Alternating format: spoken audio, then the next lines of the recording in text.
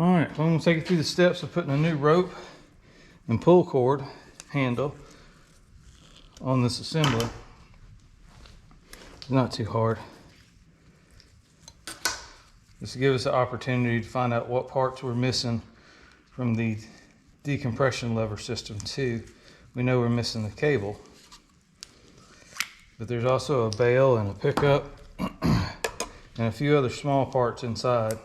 You can see the RVT that was put in here to keep some of that oil from leaking out from that crank seal. It's a temporary fix. That crank seal actually separates this particular housing from the rest of the lower part of the engine. That's why when you open that cover, you're not really supposed to have any oil come out. But again, like I said, it's a common problem. They just wear out. They get hard and they start to leak after sitting for a long period of time. Tolerances get less. If you look close, you'll see that these screws get really rusted. And you have to get creative sometimes to get them out. A screwdriver, of course, is how you'll start. And then depending on how bad they are rusted, you may have to use a pair of pliers or even drill them out. Hopefully we won't have to do that today.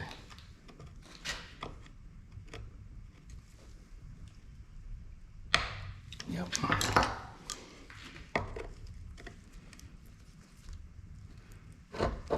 I try to break them loose with a pair of pliers. Something that I use these because they actually lay flat.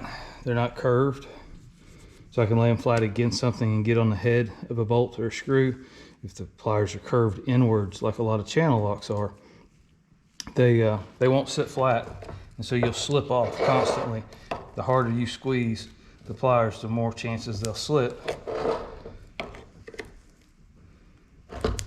Looks like we may get lucky today. So break them all loose, like so, and then you can. So let's see what they left in here for us. This is that plastic ring. And this is actually got a small spring with it. So what you have, there's not one here. Hold on, I'll show you what one looks like. This is another one that came in the shop a couple of weeks ago. So you have this bail is what they call it. This little metal rod. And you have a steel cable like a brake cable, and it comes in the bottom and it comes up and it locks into this little notch here. And then this bail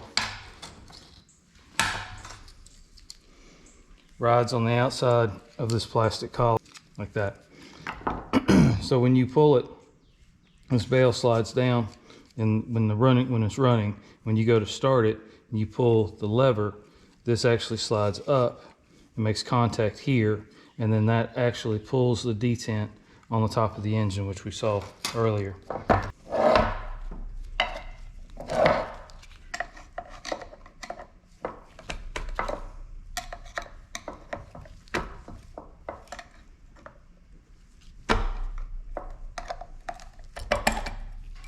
So this is under tension. You just want to ease up on it real slowly. You have a large E-clip here. You have a bronze or brass washer. It does have, it's a D-shaped washer. If you look close, you get a straight edge on one side that lines up with that post, keeps it from rotating. You have this outer cover. You have 3 dogs is what they call, or dog legs. You have, these are actual springs. I'm going to keep those and don't bend them. You bend those, you're going to have a problem on your hand. They are very small. You have an interior spring or center spring goes here, and then this whole assembly can come out. Now, that said, there's a spring in the very bottom. I'm going to go ahead and take these dogs out because I don't want them to come flying out. Now, we're going to attempt to do this without recoiling or having to undo the a spring on the bottom. So we know the orientation of the handle's here. So we would pull it and it would go this way. And what that would do is that would actually make the spring stronger or tighter. That way when you let go, it would retract, loosening the spring. So knowing that, we're going to loosen the spring a little bit more, make sure there's no tension on it. And what it does, it actually disengages on the bottom and allows you, though you can't see it, to pull this up. And we've got some RVT here that's in our way. So we're going to cut that out. And they do, I'll tell you a trick, you can make a plug for that. Rear drum brakes have an oval opening for adjustment. And it's pretty much the exact same size as that opening there. You can get that plug in the help section at your local parts house. About $3, and it'll go right in there and cover that up. So we're going to lift this up out, make sure our spring is not attached, and we did good. So here we have our pulley out, and there's our spring still captured. Okay, so do not pull that out unless you were planning on pulling it out. What do we have rolling around here? All right. Seems our washer has come loose. Fish that out.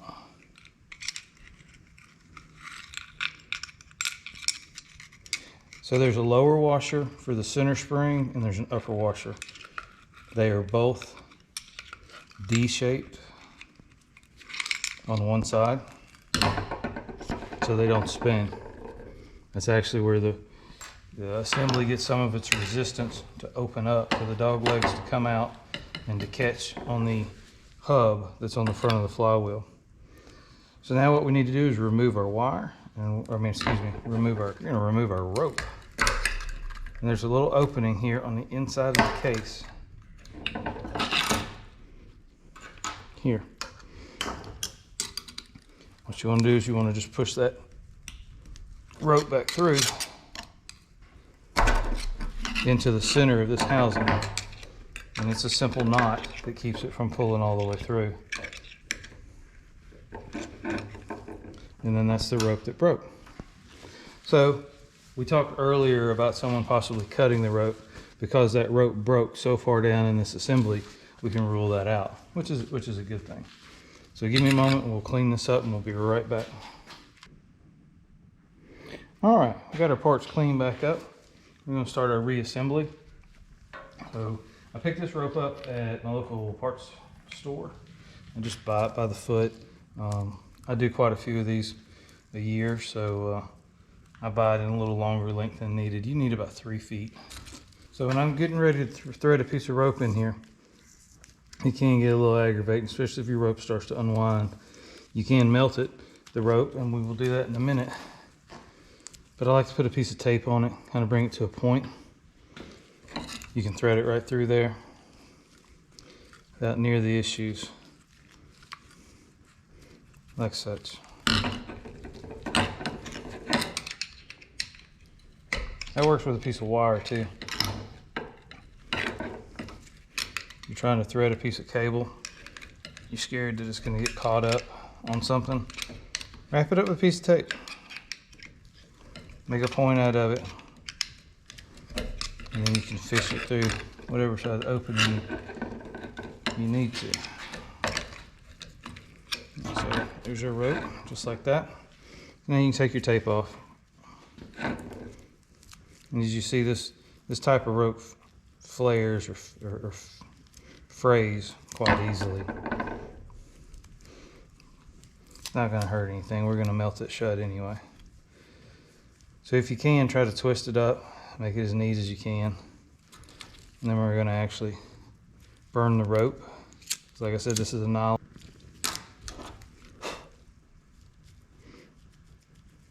Alright, now that will not fray anymore.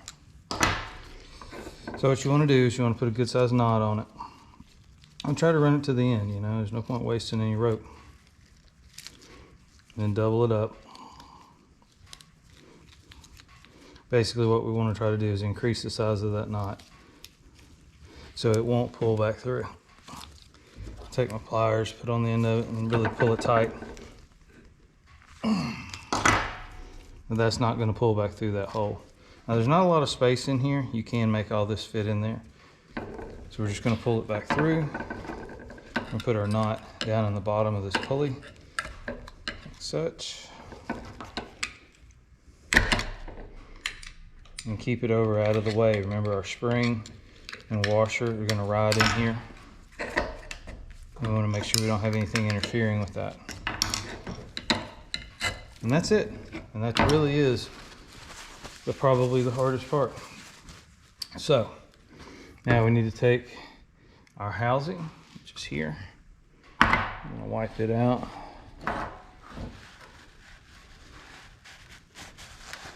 The one thing I guess you can say is if you got an oil leak on your seal there, it's not going to rust up the inside of your case here. If there is any benefit, I guess, to that. I've seen these cases so rusted that you couldn't do anything with them. So, as you see, our lower recoil spring is still in the bottom. It's in good shape. It's not broken anywhere. There's no need to replace it, so we won't. We're going to take our rope. A lot of people forget this step. I'm going to put some tape over the end of it. Now I could go ahead and cut this at 3 feet. Probably should have. But I don't like to cut it until it's time to cut it. Insert your rope ahead of time and go ahead and run it through.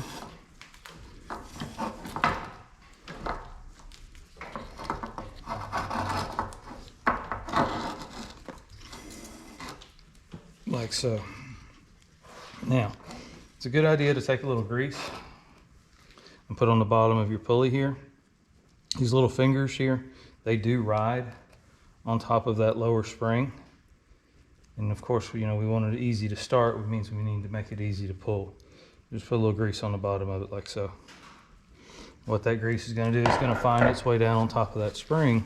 It's going to keep that spring from rusting, but it's also going to reduce the friction between the two pieces. So we got our spring, we got our coil. Now if you look really close, there's a little finger, I guess you could say, a little spur that sticks out on here, and that's going to index right here. So what you want to do is you want to make sure that this finger catches the spring. Okay, now that can be a little tedious. Let's see how we do. I like to kind of eyeball it initially.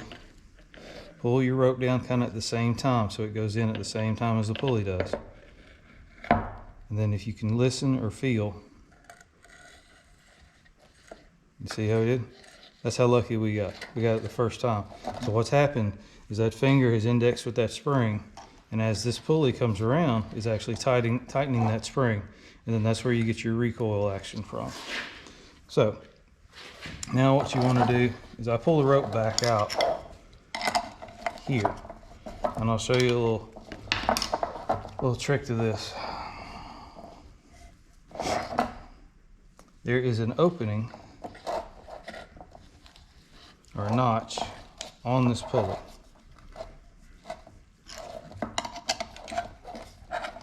Right there. If you look real close, so you get a good camera, there's a little notch in this pulley, and that notch is to catch your rope so you can wind it. Now remember, your rope wants to go back through, so your pulley needs to pull or wind in this direction. That's also the way the resistance of the spring comes in. So I like to pull out a pretty fair amount. That's what I'm going to work with. We're going to go ahead and we're going to cut our length.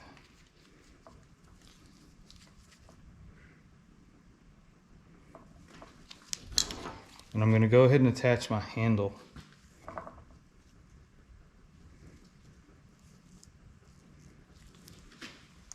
Because once we put tension on this, it's going to try to suck it back up in there.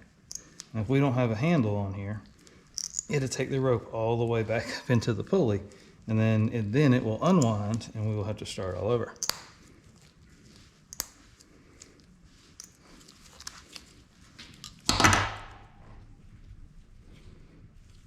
Again with the tape, we're going to put our tape on a rope. I'm going to form a point out of it, and that will help us get it into our new handle. Okay, so now we have our rope with our point on it, we're going to insert it to the bottom of our handle. Now, like I said, this rope is a little bit bigger than stock or factory, so we may take some finagling to get it up in here. You can pop that out if your rope won't go through it. I'm trying to get down to the rope and not just grab the tape and pull it all the way through. And that's what you want, just like that. So now you've got our handle in the correct orientation. We got our length, we got our rope cut, and again, what we're going to do is we're going to take off this tape, but we're going to put a knot in it first.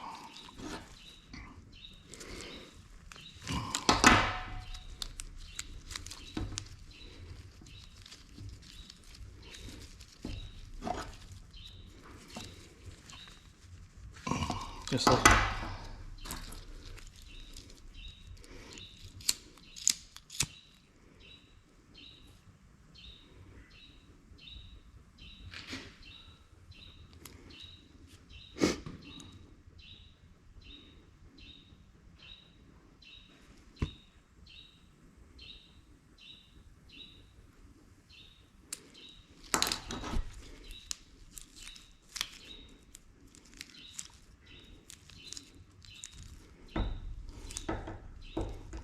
All right, now we're going to run our handle back down into a rope. We're going to have to fish this big knot into this opening along with our little tail here. Just be careful not to poke yourself. All right, there we go. So now to wind our spring. So what we want to do is we know that the spring needs to go in the opposite direction when we pull. So if you pull the rope this direction, you would be wanting to increase tension in this direction. So therefore it's unwinding the other direction. So what I'm doing is I'm holding the rope and I'm pulling it into the notch that we talked about a moment ago, like so. I'm going to take that rope and I'm just working it around and around, and as I do that, I'm increasing the tension on it. Okay.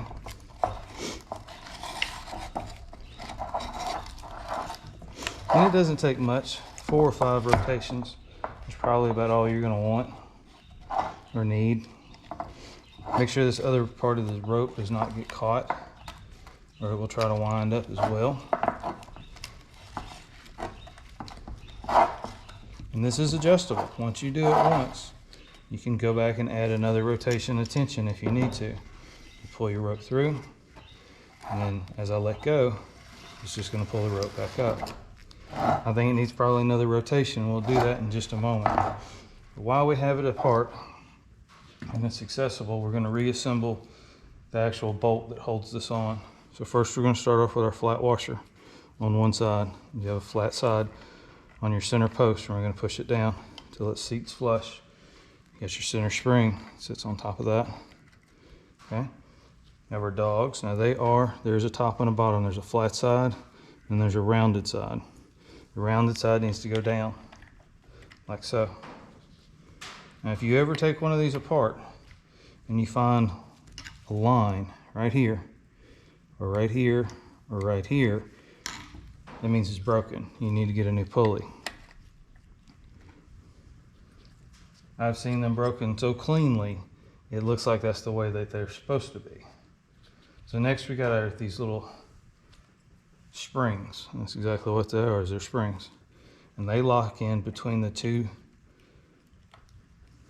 dog legs, just like that. And there's 3 of those, and that's what connects all of these little dog legs together. They're not high tension or anything, but they will jump out on you if you're not paying attention. It's always a good idea to take a picture or something before you take it apart if you've never taken it apart before. That way you can always try to remember how to put it back together. All right, again with the grease, I'll put a little bit of grease on top here. Just a little bit to kind of break the tension between these components. You can put a little grease underneath the dogs if you want. Wouldn't hurt. Like such. All right, so now you got this top retainer plate. Now here you see that there's actually windows where it's notched. Those 3 windows represent the location where the 3 dogs are. It is not D-shaped or does not have a flat side, so it does spin all the way around. So what I try to do is line up where the dog windows are, and then you can kind of test it and just push it straight down, make sure you don't have anything in a bind. All right, your next component is going to be the bronze washer, brass washer.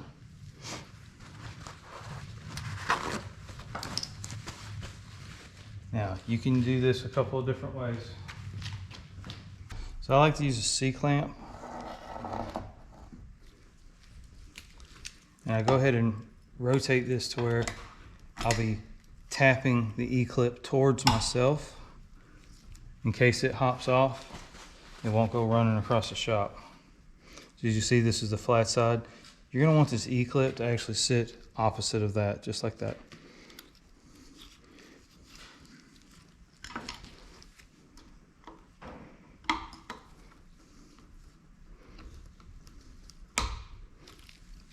There you go.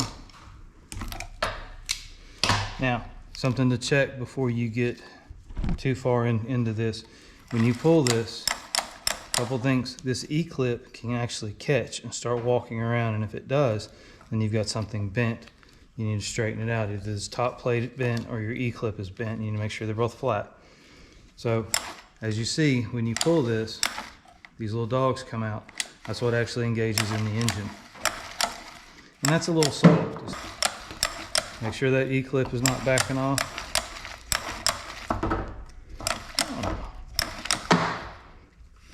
Let's go another rotation. I'm not gonna hurt anything.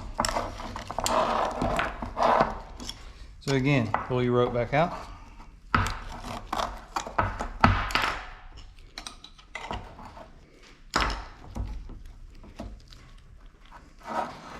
Follow it around until you get to that little notch, like so. And then you can use the rope for the handle. Go around one more time.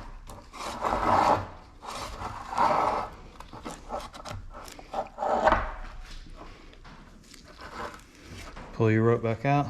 You use your hand out. There we go.